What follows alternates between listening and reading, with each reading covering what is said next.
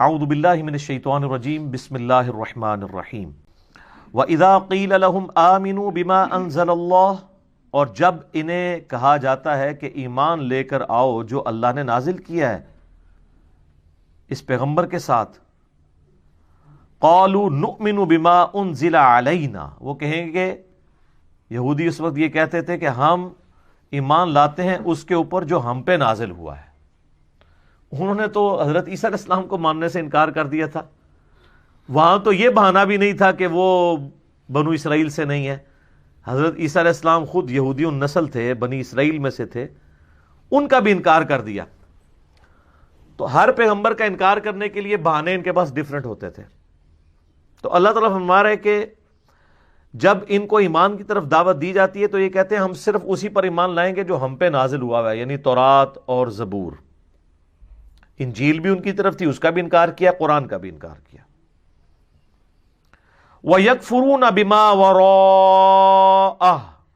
اور ہر اس چیز کا کفر کر دیں گے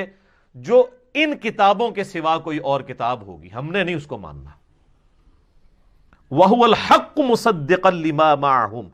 حالانکہ قرآن وہ حق ہے جو اس حال میں نازل ہوئی ہے کہ وہ تصدیق کر رہی ہے ان کتابوں کی بھی جس کے اوپر یہ ایمان لاتے ہیں۔ تو یہ تو اپنی کتابوں کو ہی نہیں مان رہے۔ اگر یہ واقعی اپنے آپ کو یہودی سمجھتے ہیں تو کم از کم اپنی کتاب کو مان کے اس پیغمبر کو مان لیں۔ تو یہ پیغمبر اور یہ کتاب ان کی کتابوں کی تصدیق کرتی ہے، اس اعتبار سے کہ اس کتاب کی پیش گوئی پوری ہوئی، اور اس اعتبار سے بھی کہ یہ کتاب ان کتابوں کو غلط نہیں کہتی بلکہ ان کتابوں کو بھی انڈورس کرتی ہے، لیکن پھر بھی یہ انکار کر رہے ہیں۔ قُلْ فَلِمَ تَقْتُلُونَ أَنْبِيَاءَ اللَّهِ مِنْ قَبْلِ، اے نبی علیہ السلام ان سے فرمائیے کہ اگر تمہارا یہی بہانہ ہے نا کہ ہم صرف اپنے نبیوں کو مانیں گے بنی اسرائیل کے اور کسی پیغمبر کو نہیں مانیں گے، تو یہ ذرا بتاؤ کہ تم اپنے نبیوں کو پھر قتل کیوں کرتے تھے؟ یہ پھکی ہے، اینٹی ونم، اسی اور اصول اور مبادی پہ الزامی جواب کہ اگر تم یہ کہتے ہو کہ محمد صلی اللہ علیہ وآلہ وسلم بنو اسرائیل میں سے ہوتے تو ہم انہیں مان لیتے، تو یہ بتاؤ بنی اسرائیل کے پیغمبروں کو قتل بھی تو تم لوگ خود ہی کرتے تھے، حتیٰ کہ عیسیٰ علیہ السلام کے بھی قتل کا فتویٰ نکالا، وہ تو اللہ نے ان کو زندہ اٹھا لیا، ادروائز حضرت عیسیٰ علیہ السلام کو بھی انہوں نے سولی چڑھا دینا تھا۔ تو اگر تمہاری یہ لاجک مان لی جائے کہ ہم اپنے سوا کسی اور پیغمبر کو نہیں مانیں گے جو کسی اور نسل سے ہوگا، تو جو تمہاری اپنی نسل سے پیغمبر آئے ہیں، حضرت زکریا علیہ السلام، یحییٰ علیہ السلام، ان کے علاوہ کئی انبیاء کو تو تم نے خود قتل کیا، ایون عیسیٰ علیہ السلام کو بھی قتل کرنے کی سازش کی۔ یہ اللہ تعالیٰ فرما رہا ہے کہ اپنے نبی علیہ السلام کو کہ آپ یوں ان سے کہیں،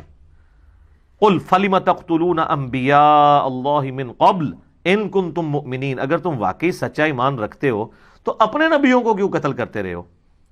ظاہر ہے اس بات کا کیا جواب ہوگا کسی کے پاس؟ اس کا جواب صرف یہ ہوگا کہ اس کی بات نہیں سننی، کیونکہ بات ہی اتنی وزنی ہے۔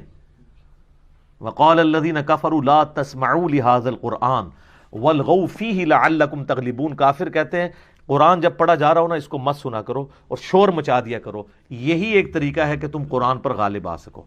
کیونکہ ان کو پتہ ہے قرآن پہ غلبہ کیسے ہوگا، کیونکہ اتنی لاجیکل یہ بک ہے کہ اس کا ہم لاجیکل آنسر تو نہیں دے سکتے، لیکن کم از کم شور مچا کے یہ تو کر سکتے ہیں کہ نہ خود سنیں نہ کسی کو سننے دیں۔ جب لوگ سنیں گے ہی نہیں تو قبول کیسے کریں گے؟ آج بھی یہ یاد رکھیے گا، جو یہ کہتا ہے نا کسی کی بات نہیں سننی، تو سب سے بڑی دلیل اس کی باطل پہ ہونے کی یہی ہے۔ اگر تم اپنے عقائد میں کانفیڈنٹ ہو تو کہو کہ جی ہماری بات تو 24 کیرٹ سونا ہے جی، پیش کریں قرآن و سنت پہ، کوئی اور بھی بات کرتا ہے آپ سنیں اس کی بات اور چیک کریں، اور جو کہ کسی کی سننی نہیں ہے تو آپ سمجھ لیں کہ دال میں کالا نہیں ہے، پوری دال ہی کالی ہے، کیونکہ وہ تو پچ کھیڑنا چاہتا ہے نا، نہ کھیڈاں گے نہ کھیڈن دیاں گے۔